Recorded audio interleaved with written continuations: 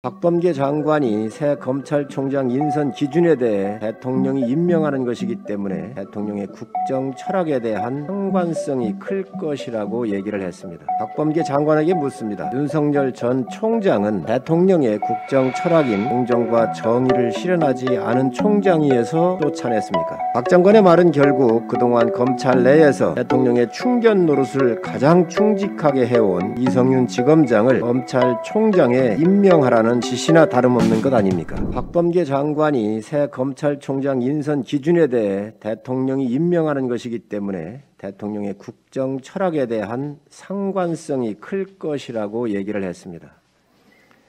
박범계 장관에게 묻습니다.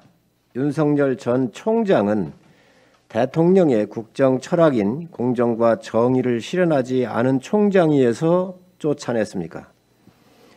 법무부 장관이 민감한 시점에 할 말과 해서는 안 될 말을 구별도 못하고 있습니다.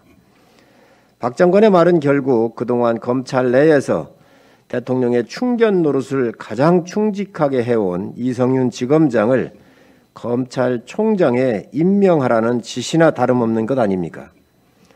게다가 대검은 지난 23일 검찰 수사심의위원회를 열어서 이성윤 지검장의 기소 여부를 결정하기로 했는데 그 직후 나온 박 장관의 망발은 이성윤을 불기소 처분하라는 사실상의 압력이나 다름없습니다.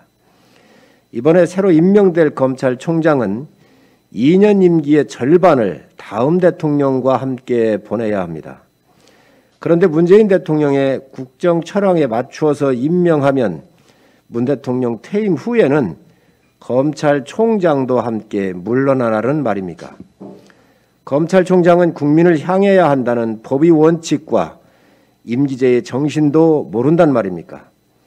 국민이 검찰총장으로부터 기대하는 것은 정치적 중립성이며 살아있는 권력에도 엄정한 자세입니다. 이러한 국민적 요구가 현재 윤석열 전 총장에 대한 지지율로서 나타나고 있는 것입니다. 검찰총장 후보 추천위원회는 코드 인선을 강요하는 정권의 압력에 굴하지 말고 오로지 국민의 눈높이에 맞는 중립적 인사를 추천하시기 바랍니다.